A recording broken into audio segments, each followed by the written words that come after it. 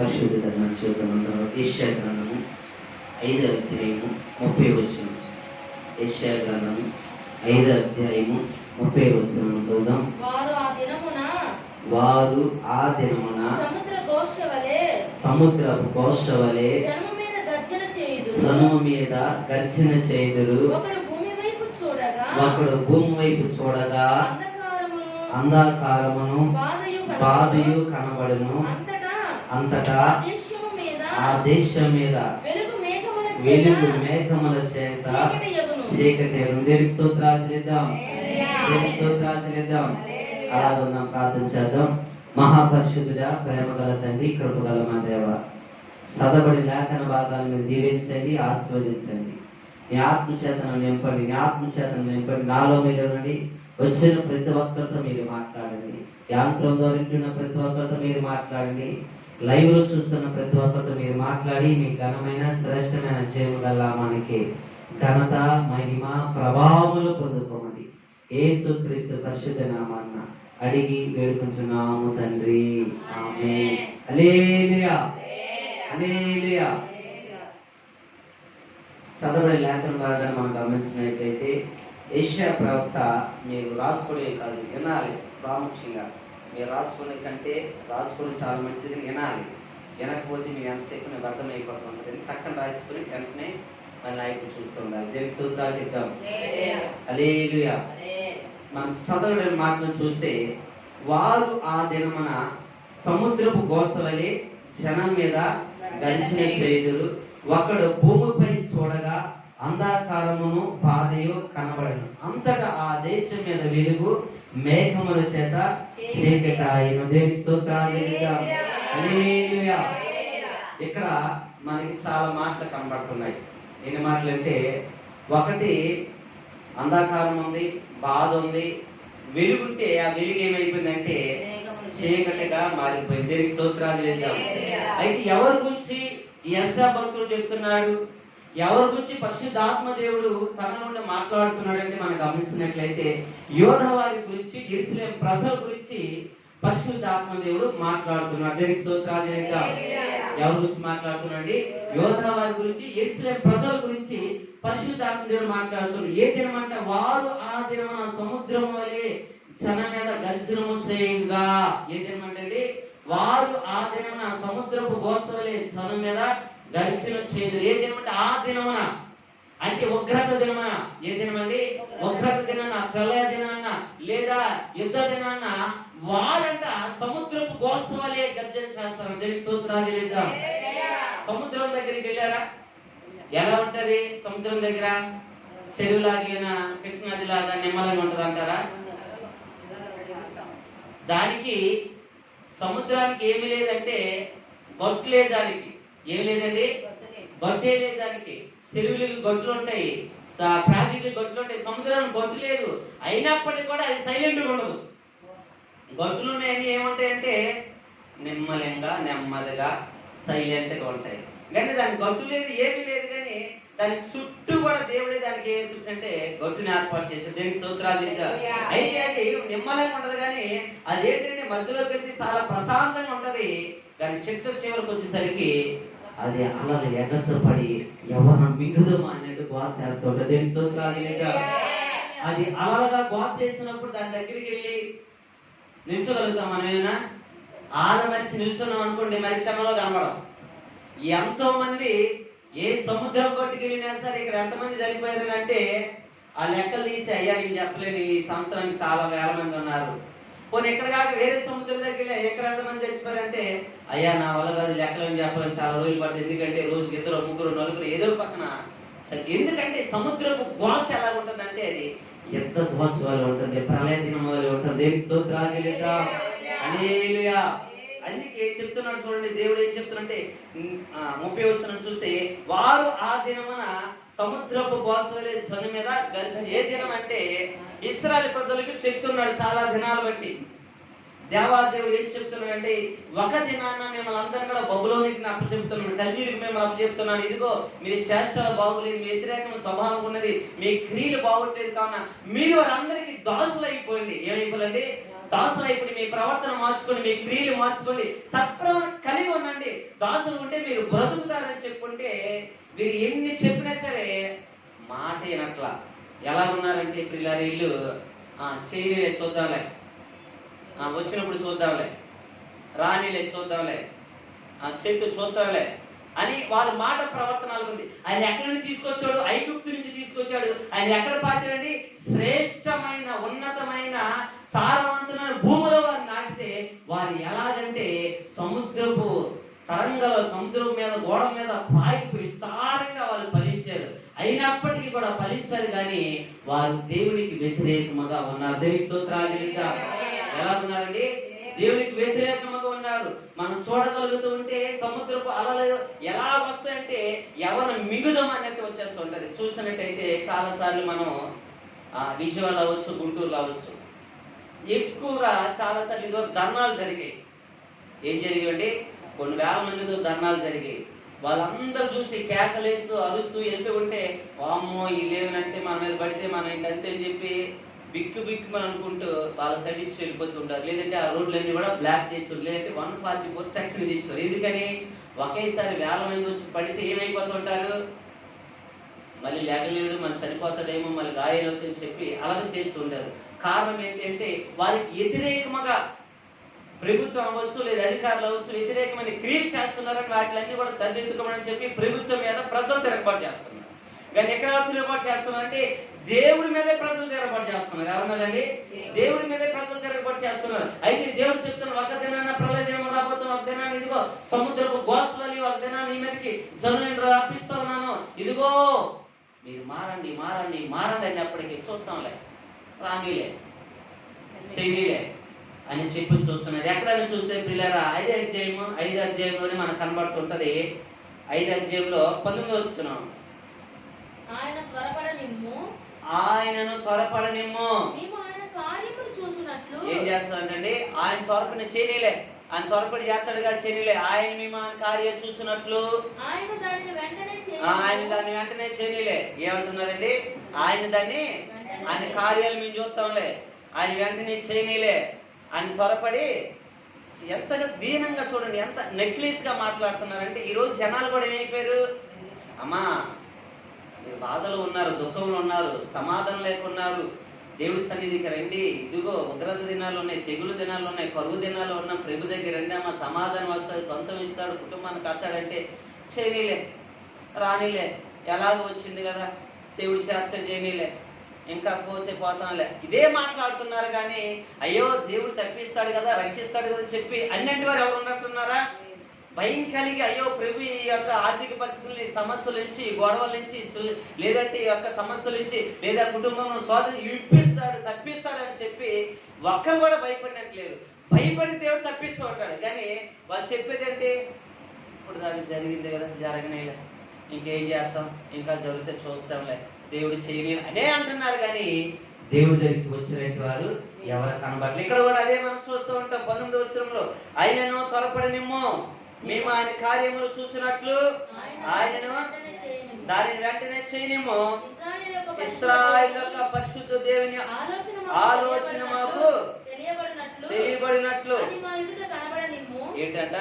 అది మా ఎదుట మనం చెప్పామనుకో, అమ్మా మీకు బాగుట్లేదు, దేవుడు మీ గురించి చెప్తున్నప్పుడు ప్రార్థన మా ఎదుట కనబడితే మేము వస్తాంలే అయ్యా, అయ్యా మాకు కనబడినప్పుడు మేము చేస్తాంలే, మాకు వచ్చినప్పుడు మేము చెప్తాంలే అంటే. కానీ భయం ఉండట్లా. దేవుడు అమ్మ కనబడుతున్న దేవుడు ప్రార్థన చేస్తున్న కొద్ది జాగ్రత్తగా ఉండండి, మేము చూస్తాంలే చేస్తాం అనుకొని ఏమనుకుంటున్నారు అంటే ప్రియులారా, మనసులో కింద వచ్చిన వాళ్ళు ఉంటారు చూడండి. కీడు మేలనియు మేలు కీడనియు చెప్పుకొని చీకటి వెలుగని వెలుగు చీకటని. చాలు చాలు చాలు. ఏమంటానండి? కీడు వచ్చింది అనుకో, ఈ కీడు మేలుకేలే మాకు వచ్చింది. పైన ఏం చెప్తున్నాడు దేవుడు? అమ్మా ఇదిగో ఉగ్రత వస్తుంది, సముద్రపు ఓసవలే ప్రళయం ఒక దినాన్న, ఇదిగో ప్రజలు మీ మీద వస్తున్నారు, పడిపోతూ ఉంటారు, ఇదిగో ప్రళయం రాబోతుంది, దేవుడు కార్యాలు చేయబోతున్నాడు, మీరు రండి అంటే ఏం కార్యం చేస్తాడు? దాన్ని రాని చూద్దాము. కీడు వచ్చేసింది, జరిగిపోయింది, చెప్పాం వినలేదు, వచ్చేసింది. ఈ కీడు మాకు మేలుకేనయ్యా, ఈ కీడు మాకు మేలుకే, మేలు జరిగినానికి మేలు కీడుకే. ఇదే అనుకుంటున్నారు కానీ దేవుడి సన్నిధికి రాకట్లా. కానీ దేవుడు ఏం చెప్తున్నాడు అది చూడండి, ఏం చెప్తున్నాడు. ఇప్పుడు మీరు చదివారు కదా, చేదు తీపనియు ఏమంటారండి, ఎంచుకున్న వారికి. అలాగే మనం అననే అనకూడదు. హల్లెలూయా. ఒక కీడు మేలని అసలు మాట అననే కాదు. ఎందుకంటే మన కీడు అనేదే రాదు. ఎందుకంటే కీడును కొట్టివేసిన ప్రభు కల్వరి శిలువలో సిలువలో ఆ సాతాను కాళ్ళ కింద తొక్కేశాడు, కొట్టివేశాడు. ఆయన కొట్టివేయబెట్టే మన దగ్గరికి వచ్చింది ఆయన ఆత్మ. మనం పరిశుద్ధులుగా నీతిమంతులుగా రక్తం తెచ్చి కడగబడ్డాం. ఇంకా కీడులో మనం లేము, పాపంలో మనం లేము, శాపంలో మనం లేము. మనం పవిత్రపరచబడ్డాము, మనం ఆయన రక్తం తెచ్చి కడగబడ్డాం. కానీ ఇంకా ప్రజలు ఏమనుకుంటున్నారంటే కీడు మేలే అయ్యా. ఏమనుకుంటున్నారండి, మన అండానికి లేదు. పూర్వ దినాలు అప్పుడు కూడా లేదు, ఆ మాట అనంతరం అప్పుడు కూడా చెప్తున్నాడు. ఇప్పుడు కూడా అండానికి లేదు. ఎందుకంటే కీడు కలవాల్సిన ప్రభు తొక్కి వేశాడు. దేవుని స్తోత్రాలు. ప్రభు చెప్పి ఇంకా అనుకున్న వారికి శ్రమ శ్రమ శ్రమ అని చెప్తున్నాడు. అందుకే చేదు తీపని తన దృష్టికి తామే జ్ఞానులనియు తాము ఎన్నికలు తామే బుద్ధిమంతులనియు తలుచుకునే వారికి హల్లెలూయా. ఏమనుకుంటారు ఎంత చెప్పినా, మాకు మేమే జ్ఞానవంతులయ్యా, మీకు మేమే బుద్ధిమంతులని ఎన్ని చెప్పినా మన సొంత మాటలు చెప్పాం. అమ్మా బైబిల్ గురించి అమ్మా ఇలా వచ్చిందమ్మా, దేవుడు ఇలా మాట్లాడమ్మా మీ గురించి అన్నప్పటికి కూడా చెప్పారమ్మా. అలాగే పక్కెళ్ళిన తర్వాత వాళ్ళు చెప్తూ ఉంటారు, వాళ్ళు తీరిపోయింది. కానీ ప్రభు ప్రియులారా, ఈ బైబుల్ నేను ఉదయం పెట్టినట్టుకున్నాను మెసేజ్, మీరు అందరూ చూసారు లేదు వాట్సాప్లో. బైబుల్ లేనంటే వాళ్ళు ఏడుతున్నారు, దొరికి మనం ఇష్టానుసారంగా పడేస్తాము. అది దొరికిగానే వాళ్ళ కన్నీళ్ళు వాళ్ళ కళ్ళల్లో కన్నీళ్ళు కారుతున్నాయి. బైబిల్ లేనంటే బైబిల్ దొరికితే దానికోసం తెంపర్లా పడుతున్నారు. దొరకని గుండెలు కత్తుకొని దేవుడు నాకు దొరికాడు అని గుండె కత్తుకొని హృదయ వేదనతో శోధిస్తున్నారు. దేవుని స్తోత్రాలు చేద్దాం. మనకేం వాక్యం సమృద్ధిగా ఉండి బైబిల్ సమృద్ధిగా ఉండి ఉంటే ఇష్టానుసారంగా మనం విడిచిపెట్టేస్తున్నాం. దేవుని స్తోత్రాలు చేద్దాం. హల్లెలూయా. అందుకే దేవాదేవుడు ఏం చెప్తున్నాడంటే, వారు ఆ దినమున సముద్రపు గోసవెలే చను మీద గరిచిన చేదురు, ఒకడు భూమి వైపు చూడగా అంధకారమును బాధయు కనబడును. హల్లెలూయా. అంటే ఒక దినాన్ని ఏమవుతుందంటే ప్రళయం వచ్చేస్తూ ఉంటది. అనుకోకుండా సంఘటన మన మీద పడిపోతూ ఉంటాయి. అది ఏ విధంగా వస్తుందో తెలియదు, పెళ్లితో పని ఎలాగ వస్తుందో తెలియదు. అది అనారోగ్యం వచ్చు, ఆర్థిక పరిస్థితి వచ్చు, ఏ విధమైన పరిస్థితులైనా ఎలాగ వస్తుందో తెలియదు. దాన్ని వచ్చేస్తూ ఉంటుంది. వచ్చినప్పుడు ఏం చేస్తామంటే పిల్లారా, వెనక్కి తిరిగి చూస్తే ఏముంటుంది అంటండి, అంధకారం. ఏంట్రా బాబు వెనక్కి తిరిగి చూస్తే అంధకారం. ఎందుకంటే ఆల్రెడీ మన మీద ఏమొచ్చేసింది, ప్రళయం వచ్చేసింది, వాసు వచ్చేసింది. వెనక్కి తిరిగి చూస్తే ఇంకెవరు ఉండరు అక్కడ. అంధకారం, చీకటి. ఏం చేస్తున్నాయి అంటే అంత చీకటి చీకటి చీకటి, శ్రమ దుఃఖం వేదనే కనబడుతూ ఉంటుంది. కానీ దాన్ని బట్టి ఏమొస్తుంది, ఇంకా మనకి బాధ. దావీదు అంటాడు, కాళాంధకారుల్ని సంచరించినను ఏ అపాయం జరగకుండా రానయ్య, నీవు నాకు ఎక్కడుంటే మాట చెప్తాం.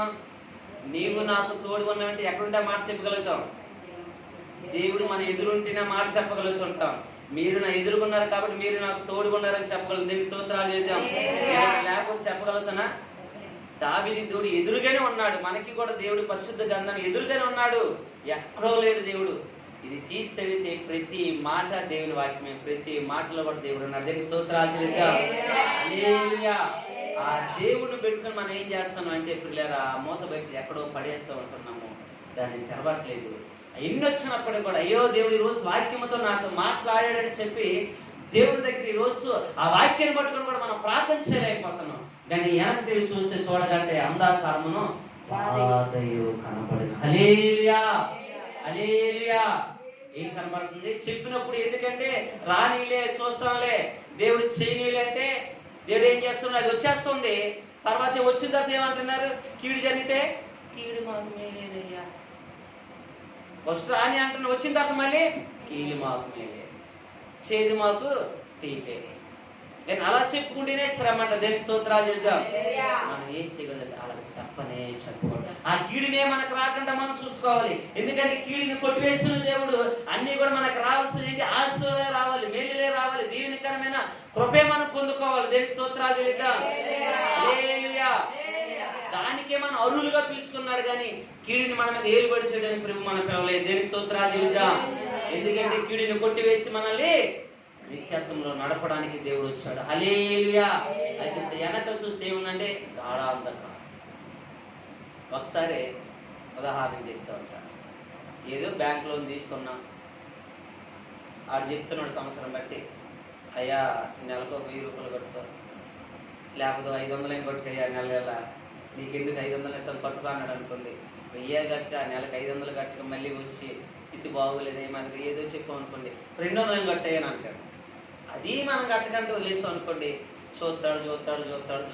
ఎప్పుడు వస్తాడో తెలియదు, ఏ క్షణం వస్తాడో తెలియదు. అప్పుడు మనం సంతోషంగా ఉంటాం, ఆనందంగా ఉంటాం. అప్పుడు వచ్చి పడిపోతాం మన మీద. అప్పుడు వచ్చి పడిపోతే మనం ఏం చేయలేం. చుట్టాలు, బంధువులు ఆయనతో మాట్లాడి మీకు ఏం చెప్పలేం. వాడు ఊరు కూడా ఎంత చెప్పినా సరే నువ్వు కడతానంటే వెళ్ళిపోతాను అంటాడు. కట్టే స్థితి ఉంటుంది. ఏమైపోతూ ఉంటుంది? ఒకేసారి వచ్చి గోస, ఒకేసారి వచ్చి అక్కడ గొగ్గోలు పెడతా ఉంటారు. వీళ్ళు బంధువులు అందరూ అమ్మో వీళ్ళేంద్ర ఇలా ఉన్నారని చెప్పేసి ఉన్నట్టు వదిలేసి వెళ్ళిపోతూ ఉంటారు. తర్వాత ఎనజూడు చూస్తే ఏముంటది? తర్వాత బాధ. అయ్యో 200 కొట్టుకుంటే పోయేదే, కట్టుకునే సరే. అయ్యో 500 కొట్టుకుని పోయేదే, ఎంత ఖర్చు పెట్టానే, కట్టుకునే పోయేది. అప్పుడు ఏం చేస్తాం? బాధపడతా ఉంటాం. కానీ దేవుడు అది కూడా చెప్తే గుహాస వచ్చిన తర్వాత బాధపడిన మన వల్ల కాకపోతే దేవుడు తర్వాత చేసే పని ఏంటంటే ప్రియులుగా, అంతటా ఆ దేశం మీద వెలుగు మేఘముల చేత చీకటి అగును. దేనికి స్తోత్రాలు. ఇశ్రాయేలు మీద అదే వచ్చింది ప్రియులారా. బబులోను గురించి 40 దినాలు చెప్పాడు. 40 సంవత్సరాలు ఇర్మియా ప్రకటించాడు, బోధించాడు. చెప్పినప్పటికీ వారు వినాలా, మారలేదు. ఇదిగో రాజులు మారుతున్నారు, అధిపతులు మారుతున్నారు, సైన్యాధిపతులు మారుతున్నాడు, కానీ ఇర్మియా మారట్లేదు, యెషయా మారట్లేదు. యాజకులు అలాగే ఉన్నారు. అబద్ధ ప్రవక్తలు చాలా మంది వస్తుంటే వారి మాటలు వింటున్నారు, కానీ ఇర్మియా చెప్పినట్టు జరుగుతూనే ఉంది. అక్కడ అయ్యా పలానా దినాన్ని పలానా సంభవిస్తుంటే జరిగిపోతూ ఉంటుంది, పలానా సంవత్సరం పలానా ఉండరంటే జరిగిపోతుంది. అయ్యా పలానా సంవత్సరం ఇదిగో నీకు సహాయం వస్తున్నా, ఆ యొక్క దేశం నీకు దూరం వెళ్ళిపోతారంటే అలాగే జరుగుతుంది. అయినప్పుడు కూడా ఎక్కడికి మారుతారు 40 సంవత్సరాలు చూశాడు దేవుడు. ఎన్ని సంవత్సరాలు అండి? 40 సంవత్సరాలు. నీకు నాకు ఓపిక తక్కువ. మనం ఎన్ని రోజులు చూస్తాం? 2 రోజులు 3 రోజులు చూసి 4 రోజులు ఇంటి మీద వెళ్ళిపడిపోతాం. కానీ దేవుడికి ఎంత ఓపిక అంటే పిల్లరా, 40 సంవత్సరాలు ఓపిక. ఎన్ని సంవత్సరాలు అండి? 40 సంవత్సరాలు. దేవుడికి ఇంకా మహా ఓపిక ఎక్కువ. ఎందుకంటే నోహ దినాలు ఎన్ని సంవత్సరాలు చూసారండి? 120 సంవత్సరాలు చూసాడు. ఎంత ఓపిక ఉందో చూడండి. కానీ మనుషులకు మనకు లేకపోతాం. కానీ సర్వాధికారి నీ కొరకు నా కొరకు ఆయన ఏం చేస్తాండి, ఎప్పటికైనా నా ప్రజలు మాత్రం ఇప్పటికైనా సన్నిధికి వస్తారు, ఎప్పటికైనా ఇదిగో వారికి సంభవిస్తున్న కీడు అంతా వారి మీదకి వస్తున్న, ఉగ్రత అంతా వారి మీదకి వస్తున్న, ప్రళయం అంతా వారి మీదకి వస్తున్న, సముద్రపు గోస్వలనే వారి పడుతుంటే, అంధకారంలో చీకటి బాధ వారు కమ్ముకున్నప్పటికీ ఎప్పటికైనా నా వైపు తిరుగుతారని చెప్పి ప్రభు చూస్తుంటే అప్పుడు కూడా కానీ చూసి ప్రభు అంట అప్పుడు దాకా ఏముండేది వారి మీద? ఆయన వెలుగుండేది, ఆయన వెలుగు చేత నడిపించేవాడు. లాస్ట్ ఇప్పుడు ఏమైపోయిందంటే చీకటి అంధకారము బాధ వచ్చేసరికి ఇప్పుడు ఏమైపోయిందంటే బాధలు ఏం కనబడుతుంది మనకి? ఎటు చూసినా చీకటే, ఎటు చూసిన వెలుగుమయంగా మనకు ఉండదు, దుఃఖము. అది ప్రభు వెలుగు ప్రేమ చేస్తున్నాడంటే అంతటా ఆ దేశం మీద వెలుగు మేఘముల చేత చీకటి అగును. హల్లెలూయా. మేఘముల నుంచి మనకి ఇప్పుడు కూడా వెలిగిస్తాను ఉంటాడు పిల్లరా. మనం అనుకుంటాం అయ్యో నాకు ప్రభు తోడుగా లేడే, నాకు లేడే మనం అనుకుంటాం. కానీ నీకు నాకు నమ్మితే నిత్యం మనలోనే ఉంటాడు ఆయన. అయ్యో నాకు ఎక్కడ ఉన్నాడు దేవుడు నాలో లేదంటే ఆయన నువ్వు అనుకుంటే ఉండడు, నువ్వు అనుకుంటే మాత్రం నిత్యం మనలోనే మనతోనే ఉంటాడు. దేవుని స్తోత్రాలు చేద్దాం. ఆయన మేఘాతుడై నిత్యము వెలుగుమయంతో ఉన్న దేవుడు, ఈ లోకమునికి వెలుగొచ్చిన దేవుడు. ఈ లోకములో ఆయన సంచరిస్తున్నప్పటికీ యోహాను భక్తుడు అంటాడు, లోకములోకి వెలుగొచ్చినప్పటికీ ఆ వెలుగుని గ్రహించగా చీకటిలోనే ప్రజలు ఉంటున్నారని చెప్తూ ఉంటాడు. యోహాను సువార్త 1:18 ఉంటాడు. దేవుని స్తోత్రాలు చేద్దాం.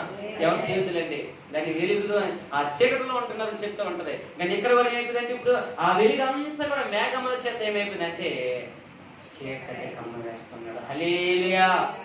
హల్లెలూయా. ఇప్పుడు చీకటి నుండి బయటికి రావాలి. అయినప్పటికీ చీకటి అంతా అనుకున్నప్పుడు కొంతమంది ఇంకా రారు, అనుభవిస్తానంటారు, అయినా సరే చనిపోతాం అంటారు. అయినప్పటికీ కూడా చీకటే అలుముకొని అల్లాకొలలు అయిపోతాయండి కుటుంబాలు.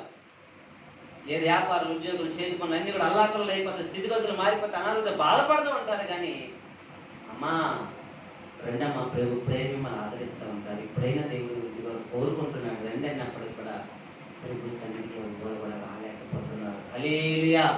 కానీ ప్రభు అని ఆయన ఎక్కడి నుంచి తీసుకొచ్చారంటే ఐగుప్తు దేశంలో నుంచి ద్రాక్షవల్లిగా తీసుకొచ్చి శ్రేష్టమైన దేశంలో సారవంతమైన భూములు వాళ్ళు నాటారు. దేవుని స్తోత్రాలు. నాటితే వాళ్ళు ఫలించినట్టు విస్తరించారు, అభివృద్ధి పొందారు, విస్తారమైన కుమ్మరించేశాడు దేవుడు. కుమ్మరించేసరికి దేవుడు ఏం చేశారంటే వాళ్ళు దేవుడినే మర్చిపోయారు. హల్లెలూయా. ఈ రోజు దేవుడు నీ మీద నా మీద ఎన్ని ఆశలు ఉన్నప్పటికీ, ఎంత కృప ఆశతో నింపినప్పటికీ మనం చేయవలసిందల్లా ఏంటంటే ప్రభువుని స్తుతించాలి. ఆయన మర్చిపోకుండా మనం ఉండాలి. దేవుని స్తోత్రాలు. మర్చిపోకుండా మనం ఉంటే ప్రభు రాజ్యములో మనం ఆయనతో పాటు ఉండగలుగుతూ ఉంటాం. మనం మర్చిపోయిన వారిగా, తిరస్కరించిన వారిగా, చేయనీలే, చూద్దామలే, కీడ మేలేలే, చేదా తీపేలు అనుకుంటే శ్రమల్లోకి వెళ్ళిపోతూ ఉంటాము. శ్రమలోకి వెళ్ళిపోయిన తర్వాత మనం చూస్తున్నప్పుడు ఒక దినాన్ని ఏమొస్తుంటే సముద్రపు కోసవలే. ఎలా వస్తుందండి? సముద్రపు కోసవలే జనముల మీద గడిచిన చేదురు. ఆ భూమి వైపు చూడగా అంధాకారమును మిగిలిన. హల్లెలూయా. ఇప్పుడు వస్తారో బ్యాంక్ వారిని కాదు, ఏ విధమైన వారైనా ఎలా వస్తారో తెలియదు, ఎప్పుడు వస్తారో తెలియదు. లేదు మనకి ఏ అప్పులు ఇప్పలు తిప్పలు లేకుండా సరే కొన్ని అకస్మాత్తు కొన్ని ప్రళయాలు వచ్చేస్తుంటే మన మీదకి, ఎలా వస్తుందో తెలియదు ఏ ప్రళయం, కానీ వచ్చేస్తుంటే అప్పుడు చూస్తే మన వెనకతలంతా కూడా గాఢాంధకారము బాధే. కానీ వెలుగున్న దేవుని మనం ఏం చేయాలంటే ధరించుకోవాలి, ఆ వెలుగులో నడవాలి. ఆ వెలుగులో నడితే మేఘం ఇంకా తేరుకొని మనకు వెలుగులో ప్రకాశించమని తేజస్సు నింపబడుతుందా. ఇంకా అప్పటికి కూడా మనం చూడకపోతే ఆ మేఘం అంటే ఏం చేస్తుంటే ఆ వెలుగుని ఇంకా చీకటిమయంగా చేస్తుంది. హల్లెలూయా. హల్లెలూయా. అయితే కనికరిపుడు, కృపా సత్య సంపన్నుడు, ఎన్నాళ్ళు కాపాడిన దేవుడు, ఇశ్రాయేలు కాపరి, మన తోడుకున్న దేవుడు. మనము ప్రభువాన్ని ఆయన పాదాలు పట్టుకుంటే ఆయన ఏం చేస్తారంటే ప్రియులారా, చీకట్లు ఉన్న మనల్ని, గాఢాంధకారంలో ఉన్న మనల్ని, మరణ ఛాయలు ఉన్న కూడా మనల్ని ఆయన వైపు, ఆకాశం వైపు రెండు చేతులు మనం సాక్షి అనుకోండి, ఆయన మనకి ఏ చీకటి అయితే మన మీద అల్లుతుందో ఆ చీకటిలో నుంచి కూడా మనకి వెలుగుని ప్రకాశిస్తూ ఉంటాడు. హల్లెలూయా. హల్లెలూయా. ఎలాగో ప్రకాశిస్తాడు? అదే యెషయా గ్రంథము 9వ అధ్యాయము 2వ వచనాన్ని చదువుతాం. చీకటిలో నడుచు జనులు గొప్ప వెలుగును చూస్తున్నారు. మరణ ఛాయ గల దేశ నివాసుల మీద వెలుగు ప్రకాశించును. దేవుని స్తోత్రాలు చేద్దాం. హల్లెలూయా. హల్లెలూయా. ప్రభు చెప్తున్నాడు వచ్చేసరికి చీకటిలో నడుచు జనులు గొప్ప వెలుగు చూస్తున్నారు, మరణ ఛాయ గల దేశముల మీద వెలుగు ప్రకాశించును. గట్టిగా దేవుని స్తోత్రాలు చేద్దాం. కృపగల దేవుడు, కనికరమ గల దేవుడు. గడిచిన 8 నెలలు మనం ప్రభుత్వం నడవలేమో, గడిచిన 8 నెలలు ఆయనతో ఉండలేకపోయేమో, గడిచిన 8 నెలలు దేవుడు మనల్ని గద్దించినప్పటికీ, దేవుడు మనల్ని హెచ్చరించినప్పటికీ ప్రభు సన్నిధికి రాలేదేమో. ఈ 9వ నెల నుంచి అని మనం ఏం చేయలేదు ప్రియులరా, చీకటిలో ఉన్న మన మీద ఏముండాలండి? వెలుగు ప్రకాశించాలి. దేవుని స్తోత్రాలు చేద్దాం. ఆయన వెలుగు చేత మనం నడిపించాలి. హల్లెలూయా. ఆ వెలుగు మనల్ని ఎక్కడికి నడిపిస్తుంది అంటే వెలుగై ఉన్న దేవుని యొక్క రాజ్యంలోకి మనం నడిపిస్తూ ఉంటారు. హల్లెలూయా. ఎక్కడ నడిపిస్తుంటదండి? వెలుగై ఉన్న రాజ్యములోకి నడిపిస్తుంది. ఇక్కడ ప్రవచనము చెప్తున్నాడు, చీకటిలో నడుచు జనులు గొప్ప వెలుగును చూస్తున్నారని చెప్పి. ఎప్పుడు చూస్తున్నారు? చూస్తున్నారండి? ఇశ్రాయేలు ప్రజలందరూ కూడా వెలుగంతా పోయింది. ప్రభుకి వారికి ఇంచుమించు 500 సంవత్సరాల వరకు మాటలు లేవు. శ్రమ, దుఃఖము, వేదన, కరువు, బాధ అన్ని అనుభవిస్తున్నారు. ఎన్ని సంవత్సరాలు అండి? 500 సంవత్సరాల వరకు ప్రభుకి వారి కనెక్షన్ కట్ అయిపోయింది. కనెక్షన్ కట్ అయిపోయింది పిల్లరా. ఆ కనెక్షన్ మళ్ళీ ఎక్కడ వచ్చిందంటే పిల్లలు మత్తయి సువార్తన లూకా సువార్త 1:79.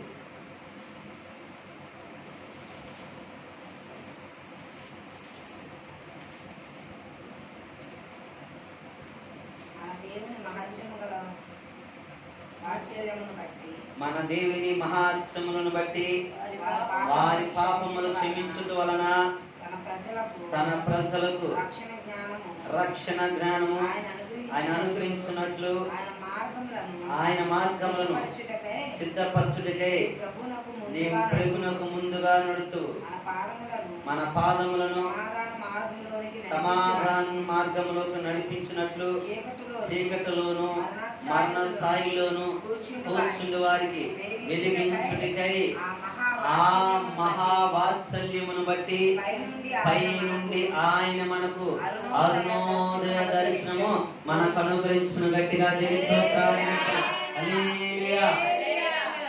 500 సంవత్సరాల పిల్లరా ఇశ్రాయేలు ప్రజలకి ప్రభుకి కనెక్షన్ కట్ అయిపోయింది. మళ్ళీ ప్రభు యేసుక్రీస్తు వారు బాలుడు ఈ లోకములకు వచ్చినప్పుడు మళ్ళీ వారి దానికి ఏమొచ్చిందంటే వెలుగు ప్రకాశించింది. దేవునికి స్తోత్రాలు. మరణ ఛాయిలోను చీకటిలోను కూర్చుండే వారికంట వెలిగించుటకై ఆయన మహాత్మ్యమును బట్టి పైనుండి ఆయన మనకు అరుణోదయ దర్శనం మనకు అనుగ్రహించాడు. హల్లెలూయా హల్లెలూయా. ఆయన మహాకృపగల దేవుడు ప్రియులారా. ఆయన మాట తప్పని దేవుడు. ఎన్ని తరాలు? 500 సంవత్సరాలు అంటే ఎన్ని తరములు అండి? ఇంచుమించు 6-7 తరముల వరకు. అంటే ఆ దినాలు 100 సంవత్సరాలు 120 సంవత్సరాలు బట్టి ఒక 5 తరములు అనుకున్నాయి. 500 సంవత్సరాలు అంటే 5 తరములు. అందుకే దేవుడు ఏం చెప్పారంటే ఆయన శాపం ఎన్ని తరాల వరకు ఉంటుంది? 4 తరాలు. ఎన్ని తరాలు అండి?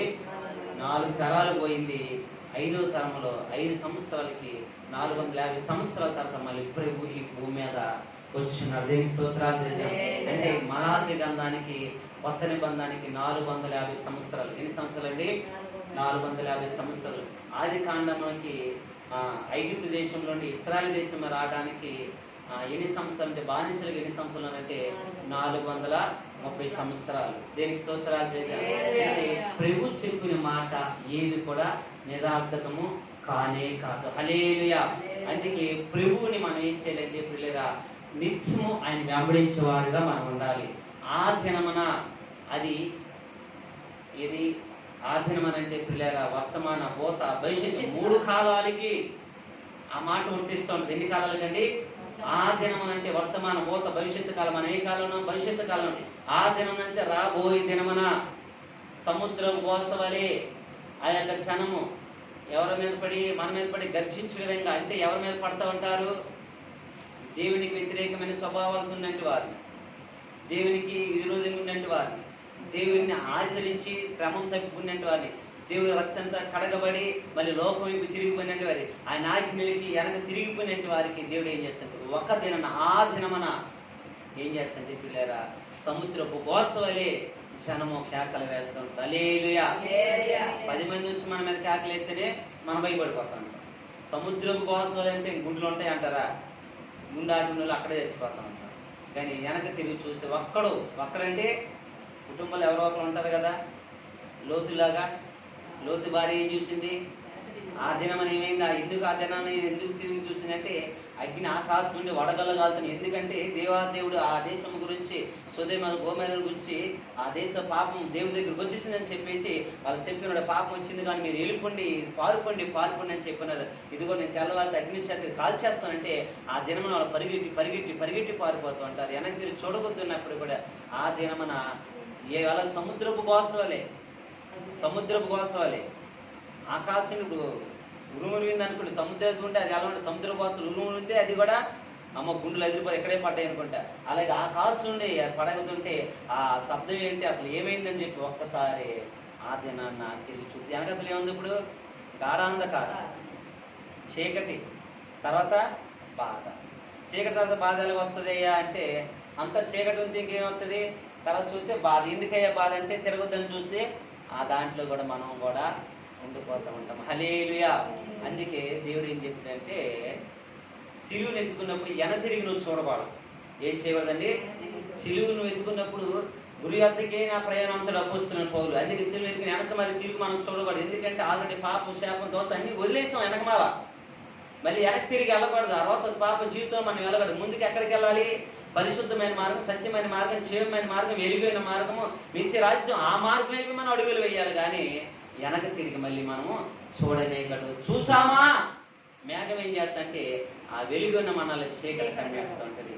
ఇప్పుడు లోతు బారైన ఆ చీకటే కమ్మేసింది, ఉప్పు స్తంభముగా మారిపోయింది. హల్లెలూయా.